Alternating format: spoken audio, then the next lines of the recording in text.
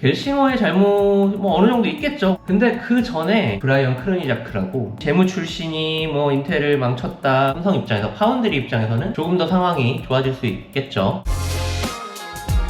다들 아시겠지만 인텔 실적이 지금 매우 안 좋고 계속 안 좋아지다가 올해 1분기부터 계속 적자를 봤죠. 그리고 3분기에는 15,000명가량의 인력을 해고를 하면서 빅베스가 있었지만 매출이 132억 불 정도 되는데 순손실이 166억 불이 나왔어요. 여러 가지 이유가 있습니다. 다들 아시겠지만 인텔은 또 칩스법에 기대서 파운드리 복귀에 뭐 거액의 투자를 해왔고, 사실상 겔싱어의 인텔이 칩스법을 로비를 해서 만들었다는 거는 뭐 유명한 사실이고, 겔싱어 본인이 뭐 칩스법 전도사로 불리기도 했고, 경질 직전에 칩스법 지원금이 애초에 개런티했던 것보다 좀 삭감이 됐어요. 6억 불 정도가 삭감이 됐고 정책 대출 지원도 사라졌습니다. 뭐 다른 걸 대체가 되긴 했지만 한 해 정치적으로 겔싱어에게 굉장히 큰 타격이었겠죠. 그리고 CPU 경쟁력 악화, 이게 좀 어떻게 보면 더 큰데, 인텔이 그렇게 큰 투자를 이어갔어도 예전처럼 CPU 시장에서 압도적인 영향력과 점유율을 갖고 있었다면 계속 캐시카우들이 있기 때문에 큰 문제가 없었을 거예요. 하지만 뭐 CPU 경쟁력 자체가 많이 하락을 했죠. 서버용 시장에서 AMD가 너무 잘 해나가면서 점유율이 정말 너무 빠르게 떨어지고 있어요. AMD가 뭐 아시겠지만 2010년대 중반까지는 사실상 서버용 시장에서 점유율이 아예 없었다시피 했고, 라이젠 이후에 에픽이 나오면서 2018년쯤에 이제 시장에 진입을 하면서 2% 점유율을 갖고 있었는데 내년 점유율 전망이 34%입니다. 기존 시장의 3분의 1이 그냥 인텔 입장에서 날아가는 거죠. 이사회와 주주들은 회사를 분할 매각을 하기를 원했대요. 지금 뭐 실적이 너무 안 좋고 회생 가능성이 적어 보이니까. 근데 겔싱어는 인텔 성골 중 성골입니다. 인텔에서 거의 40년을 일한 분이고, 겔싱어가 좀 강경하게 반대를 했나봐요. 이사회에서 마지막에 땡스기빙 주에 좀 엄청 큰 다툼이 있었다고 하고, 결국에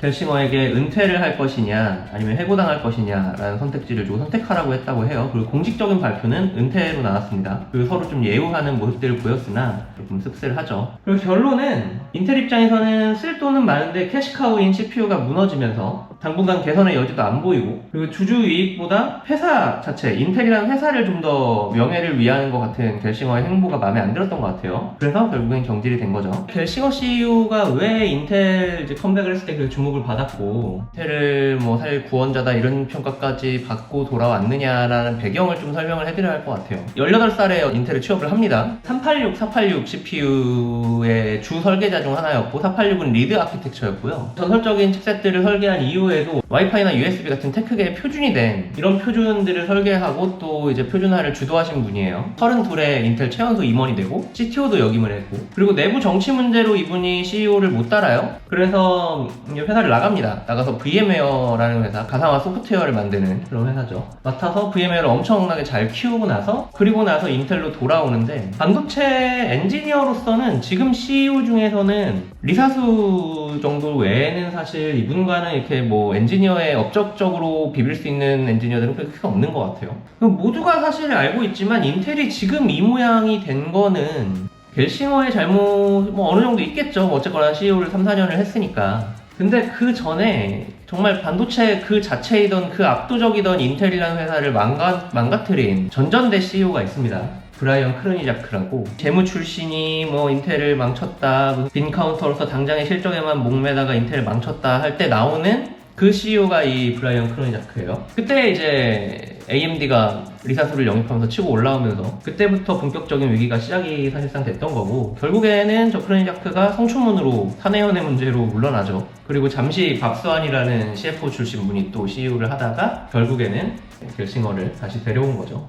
업계의 여파를 먼저 얘기를 해보면, 겔싱어 경질 소식이 나온 그 날에 인텔 주가가 한 5% 정도 올랐다가 장중에 결국에는 0.5% 정도 하락하면서 마감을 했어요. 지금 촬영일인 3일은 6%대 폭락을 했고, TSMC나 AMD 같은 회사들은 뭐 계속 좋았죠. 주가 쭉쭉 오르고 있죠. 그러니까 경쟁사 주가가 오르고 있는 거예요. 이건 시장이 겔싱어 외에 뭐 대단한 대안이 있거나 인텔에게 비전이 있겠다라는 생각을 안 하고 있다는 뜻이겠죠. 그리고 인텔과 거래를 하는 회사들이 굉장히 많습니다. 그냥 거래를 할 뿐만 아니라 뭐 기술 협력을 하고 있는 회사도 많죠. 삼성 디바이스 솔루션 아메리카, 있습니다. 지사에서도 뭐 난리가 났었대요. 인텔과 카운터파트로 일하시는 분들은 다들 뭐 앞으로 어떻게 되는 거냐 이런 얘기들 뭐 많이 했을 거고, 뭐 다른 측면에서는 겔싱어가 가장 강력한 파운드리 옹호론자였잖아요. 후임자가 오게 되면 인텔 파운드리 복귀에 대해서 겔싱어보다는 조금 더 유한 태도를 보일 가능성이 높습니다. 그렇게 되면 갑자기 TSMC랑 경쟁하기도 지금 힘든 상황에서 인텔이 끼어들어서 좀 곤란해졌던 삼성 입장에서, 파운드리 입장에서는 조금 더 상황이 좋아질 수 있겠죠. 물론 삼성이 뭐 열심히 잘해서 수주를 뭐 또 따는 것도 다른 문제지만, 인텔이 파운드리 투자 규모만 줄여도 삼성 입장이나 TSMC 입장에서는 좀 더 수월하게 장비를 받을 수 있겠죠. 특히 ASML의 뭐 High-NA EUV나 혹시 인텔이 하나 캔슬을 한다면 그걸 먼저 땡겨받을 수 있으니까 선당 공정으로 진입하는 게 좀 더 수월하겠죠.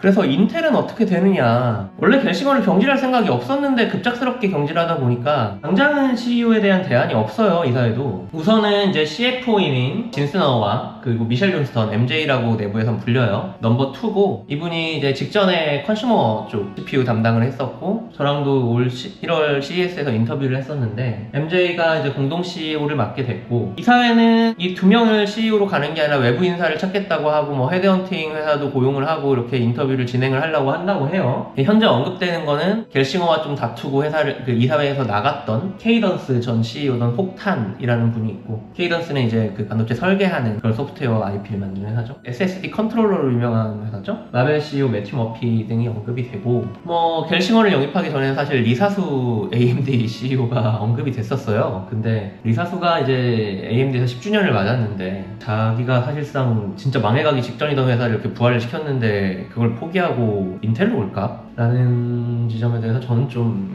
잘 모르겠습니다. 안 그럴 것 같아요. 회사 상황이 너무 지금 안 좋기 때문에 부활을 못 시킬 만한 뭐 이런 너무나도 위기 상황인데, 누가 지금 오려고 할지에 대해서 외신들도 그렇고 업계도 솔직히 뭐 이렇다 할 답을 좀 못 내놓는 상황입니다. 너무 상황이 안 좋다 보니까. 근데 이제 재밌는 포인트가 있다면, 이제 MJ가 미셸 존스턴이 프로덕트 그룹이라는 컨슈머뿐만이 아니라 모든 CPU나 이런 일반 제품들을 다 뭉쳐놓은 그룹을 만들어서 그 그룹의 CEO를 미셸 존스턴을 시켰어요. 이미 FPGA 부문 알테라 분사를 했고, 모비라이도 분사를 했고, 모비라이는 뭐 상장도 돼 있는 상황이고, 인텔 파이어그리 서비스도 분사가 돼 있는 상황이죠. 그리고 뭐 장기적으로 상장 같은 뭐 시나리오들을 생각하고 있고, 그리고 프로덕트도 뭉쳐가지고 CEO를 맡긴 거를 보면 이거를 조각내서 그냥 분사를 할 수 있는 가능성이 좀 보입니다. 그러면 전체 통합 인텔의 CEO는 없는 거죠. 그러니까 각 사업 부문에서만 잘할 수도 있는 사람들을 데려오면 되니까 좀 리스크가 줄죠. 선택지가 많아진다는 표현이 더 낫겠네요.